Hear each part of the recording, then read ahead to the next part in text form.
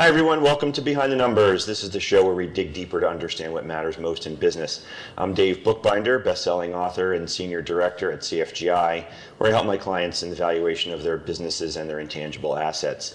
Today we're going to be talking about business law and taxation. And I've got a great guest here with me today, Christopher Scott, who's a partner at the law firm of Klehr Harrison.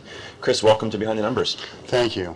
I'm glad to be here. It's a pleasure to have you. Tell the audience a little bit about who you are and a little bit about Klehr Harrison, and then we'll jump in. Sure. Well, I'm a tax lawyer. I graduated from the University of Virginia's Law School and from the Master of Laws and Taxation program at NYU. I'm a partner at Klehr Harrison. Klehr Harrison is a full-service commercial law firm. Means that we do from soup to nuts any kind of business transaction you might have, and we also do commercial litigation. So you're involved in the transaction side, right? Correct. Taxation and transaction. So you need to understand not just the tax component, which is your area of specialization, but you also need to understand what we'll call the business imperatives. Oh yeah, definitely. In order to understand how taxes work, you have to understand the underlying transaction, particularly what's motivating people. Why are they doing this? You know, what is the goal? In fact, the first thing I always ask somebody is, in a world without taxes, what is it that you would want to do? So you get that basic goal in mind, and then we start to think about how we're going to get there in a tax-efficient way. We're all going to just imagine that for a second, a world without taxes. We're going to let that marinate for just a moment. Okay, back to reality. Yes. So in the world of taxes, though, there's more than just what everybody thinks about as income tax. That's right. Would it be helpful for the audience to understand just some of the other areas of taxation that come into your day-to-day? Sure. The most common taxes that I deal with are real estate transfer taxes when somebody's selling a piece of commercial real estate. Sales and use tax comes up a lot. In the commercial realm, sales and use tax can often be a very big deal. You can imagine how much sales and use tax can be triggered when you go to buy something like an airliner, for example. So there's planning there. And then there are a lot of miscellaneous excise taxes that come up. Various things. For example, if somebody's running a casino, there's a wagering tax that you have to be aware of and structure with. Okay, good overview. We'll come back to a couple of those as we talk about some of the particular verticals and where they're relevant. But let's stay in the realm of mergers and acquisitions at this point. Okay. So as you know, in my world, I play in mergers and acquisitions from the valuation perspective and the technical accounting side. And I'm not a tax expert by any stretch. I don't play one on TV. So in my world, from an M&A transaction, at a very high level, it's a stock deal or it's an asset deal. That's really what wags the dog from a taxation standpoint. Talk a little bit more about your world and your view and what you're seeing on the taxation side and what's the impact on transactions. Well, in the M&A world, if you have a C corporation, the odds are that you are going to do a stock deal, because more times than not, if you tried to do an asset deal and then you were going to liquidate the corporation shortly thereafter and distribute the sales proceeds out, people could be looking at a tax well over 50% of the gross. And that can end up just being something that will cause it to be a no-go. So then we are talking about doing some kind of tax-free reorganization where the consideration for acquiring the business will usually come in the form of equity of some kind, usually stock of the acquirer. Okay, so when you're brought in, let me ask, when are you brought into a transaction process? Usually at the front end. Typically, a tax lawyer will come in, take a look, talk to people, figure out what it is that they're trying to achieve, and then put together a deal structure, and then in consultation with the corporate lawyers, start to put it together. I find that if I'm busy, usually my corporate group is busy about a month later. Gotcha. Talk a little bit about kind of the mindset that gets involved in the transaction, because I know when business parties get together and they decide they want to get something done and they essentially hand it to the attorneys to paper the documents, what happens from the tax lens? Well, often we will do some more dickering. The business people probably have come close to where the final agreement will be. When I'm coming in, it's usually in consultation with some corporate attorneys, and we're going to flesh out the deal a little more.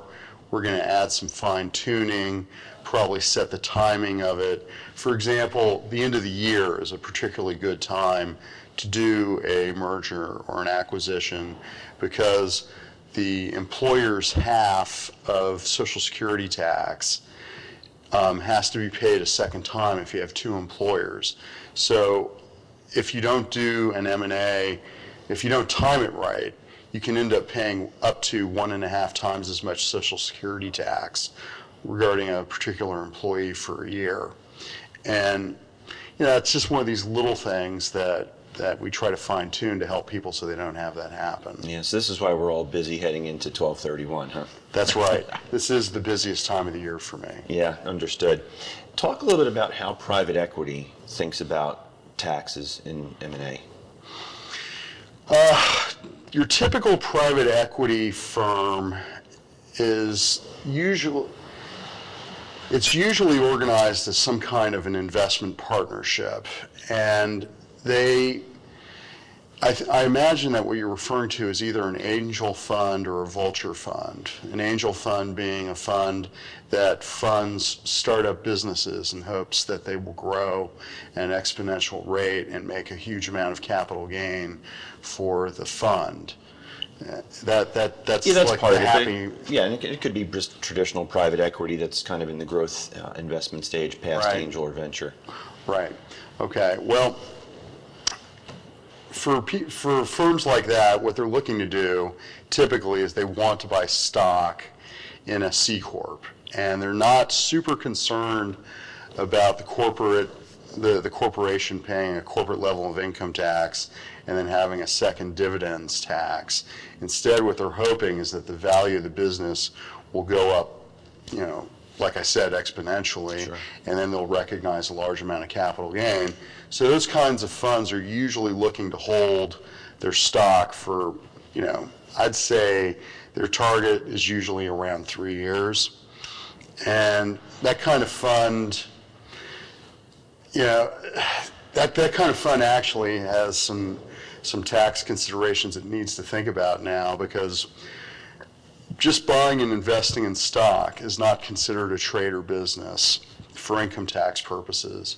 And the 2017 Tax Act has made deducting expenses associated with a profit-making activity that doesn't rise to the level of a trade or business far more difficult for individual investors. And typically these funds, the investors are either like the Harvard endowment, some kind of charitable organization, or I should say tax exempt, or individuals. And for your individual investors, this is a big deal about the non-deductibility of the expenses for that kind of fund. Yeah, Chris, for the folks who are watching and listening and they want to learn more about you or how they can contact you, what's the best way to do that? Well, I'm at the Philadelphia office of Klehr Harrison. My office phone number is 215-569-4928. I'm always happy to talk about a transaction just kind of on background, give a little bit of free advice when it comes up. My email address is cScott@Klehr.com. Great. And since you mentioned that you're always happy to give some free advice, I'm going to ask you to do that right now. A lot of the folks who watch and listen are folks in the C-suite, CFOs in particular. Right. And the role of the CFO continues to evolve, and many CFOs are involved in M&A, and many of them are getting involved for the very first time. So Right. based on your experience, what advice can you offer to the CFOs who are listening out there who maybe have not done a transaction or only done one or two?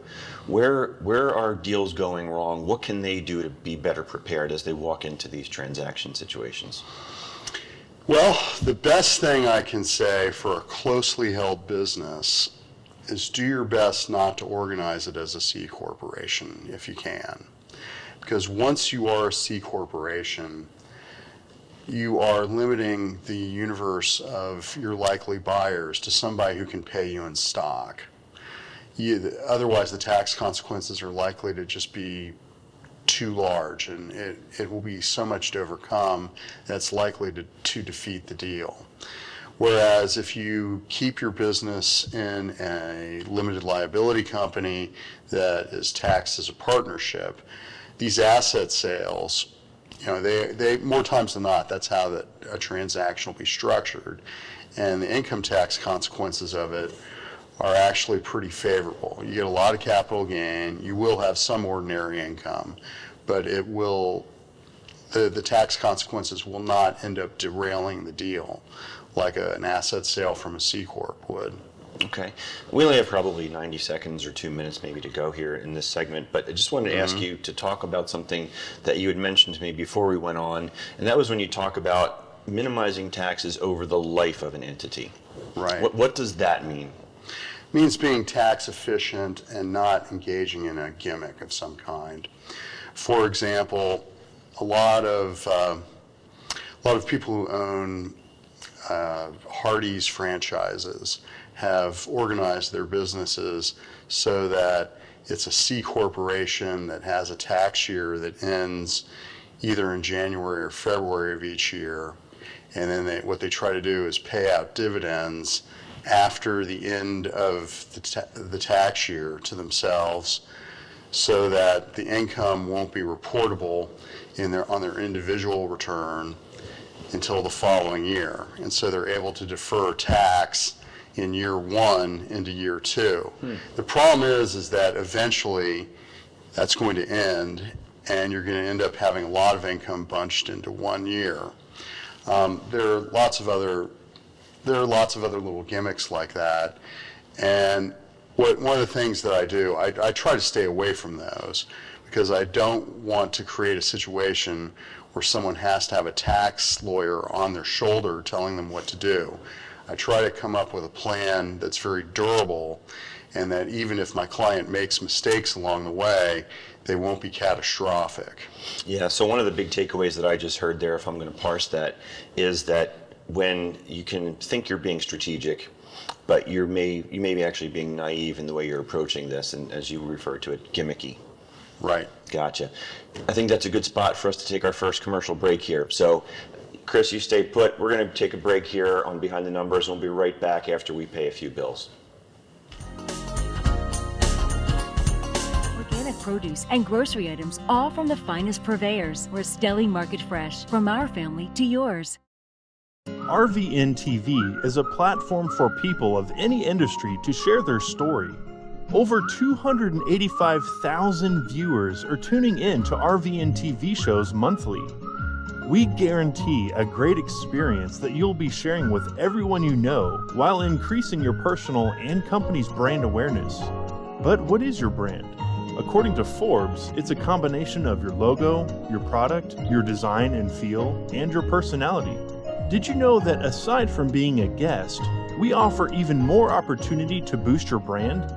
Adding your company logo and website on screen during your interview will allow viewers to recognize your brand instantly. Incorporating images and video clips is another great way to showcase your product during your live segment. Let viewers see how good you really are. And most importantly, there's you and your interview. For less than the cost of a newspaper, direct mail, or a magazine ad, you can leave our studio and within 48 hours have a permanent digital copy of your live segment to link to your social media, embed into your company website, or use in email marketing. Investing in your brand is so very important, and we can't wait to have you as a guest. Shelter dogs aren't broken. They've simply experienced more life. If they were human, we would call them wise. They would be the ones with tales to tell and stories to write, the ones dealt a bad hand who responded with courage. Do not pity a shelter dog. Adopt one.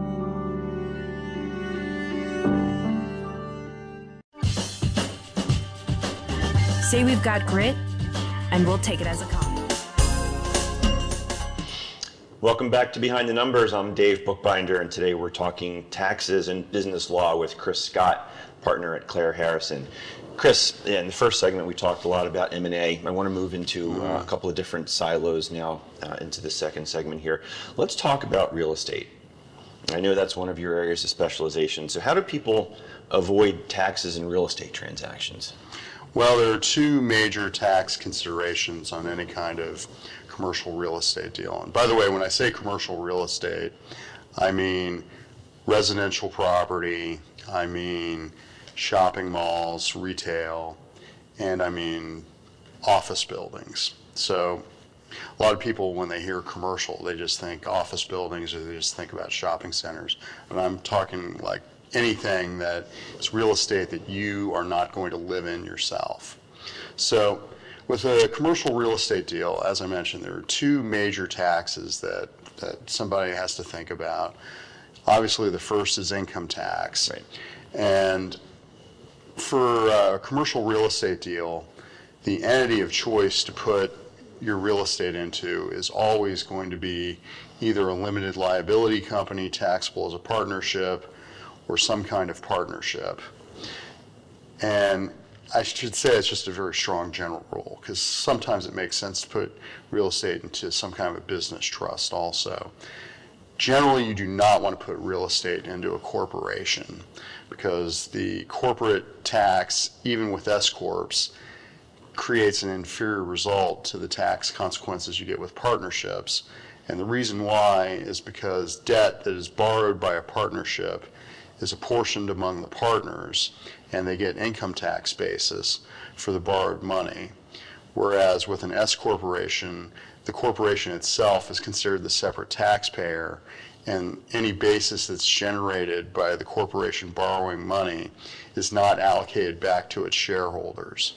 So consequently, the first step from an income tax standpoint, if you're buying real estate, is to always have it in an entity that's taxable as a partnership, unless you have a compelling reason not to do it.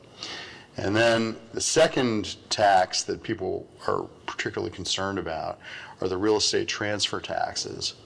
And that's a very significant tax. You know, for example, if you're in Philadelphia, the real estate transfer tax is it's about 4.25% of the gross sales price. So it's a bit like having a sales tax on the gross purchase price of your real estate. Just imagine how big of a tax that can be. Yeah. So when you talked about your definition of commercial real estate, we're talking about, we'll call it institutional investors, as well as perhaps individuals who may have investment properties, and That's right. ranges from different sizes. Gotcha. So why is the LLC such an important structure from a tax perspective? The nice thing about an LLC is how flexible it can be. It can be taxed as a partnership, it can be taxed as a corporation, and it can also just be disregarded as a separate taxpayer from its owner. If it's a wholly owned subsidiary or it's just owned by one person, you can have it just be considered like a separate pocketbook and have all of its income reported on its sole owner's return. Anyway, because of that flexibility, you're able to pick the income tax regime you want to fit in.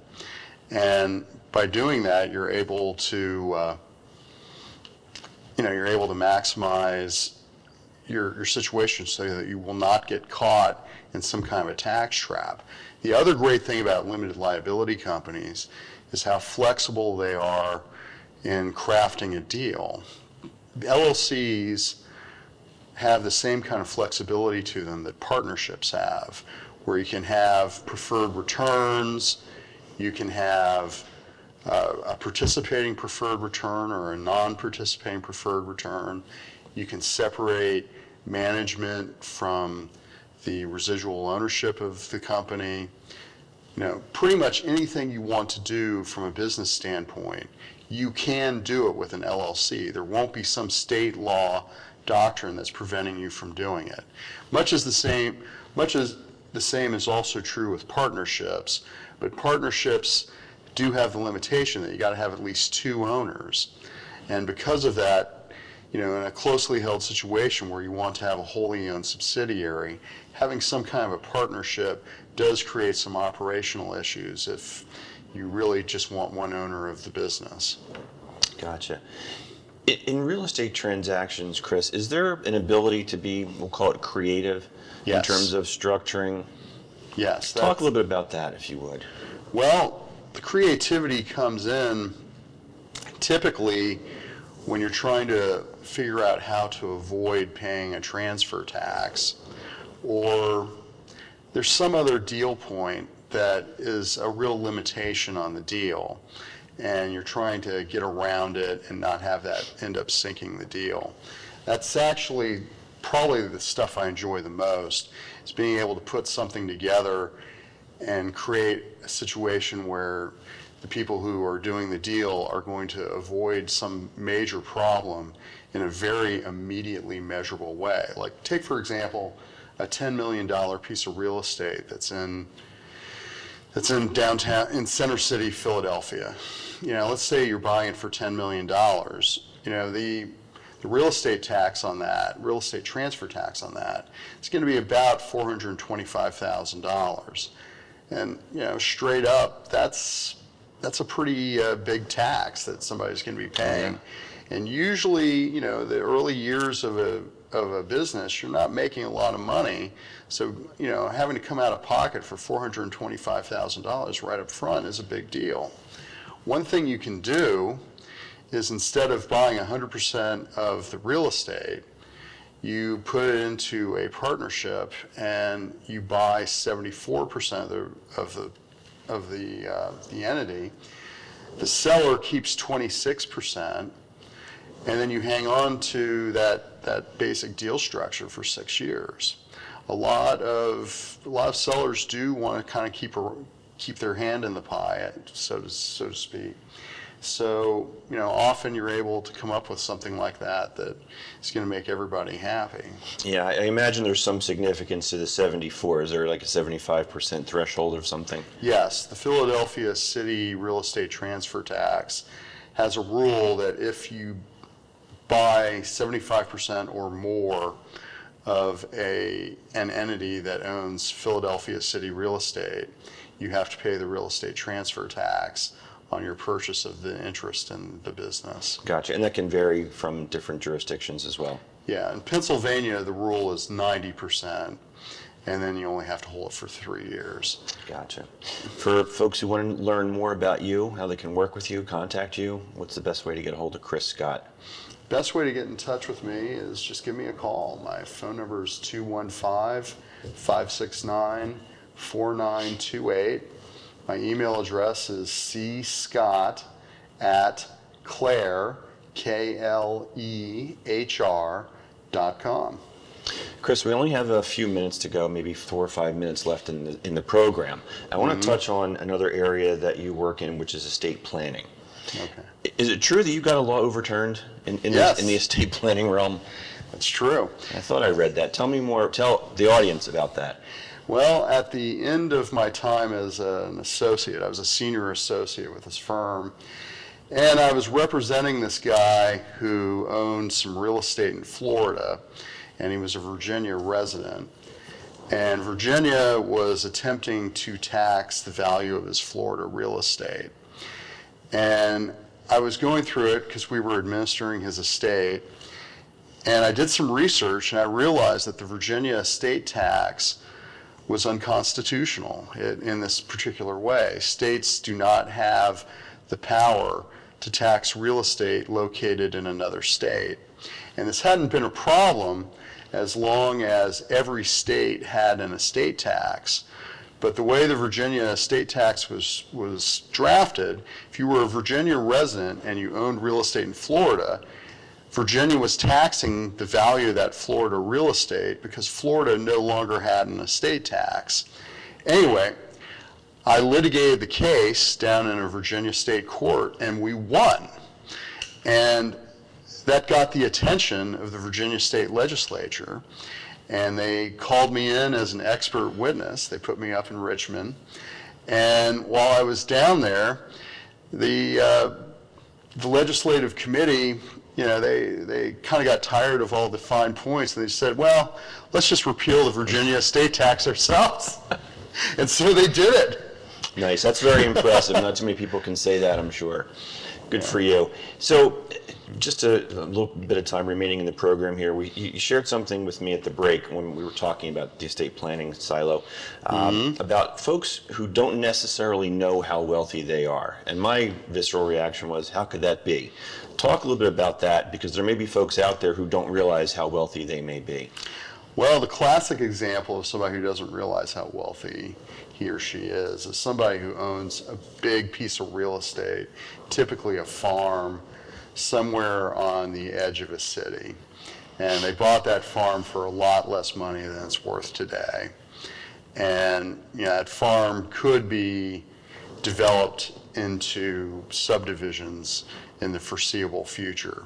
So, this farm, maybe they bought it for, let's say, $1.5 million back in 1985, and nowadays it's worth, 45, 50 million bucks. And people think, oh, well, the estate tax, it's got a $15 million exemption now, so I don't really have a problem. Well, yes, you do if you own a $45 million farm.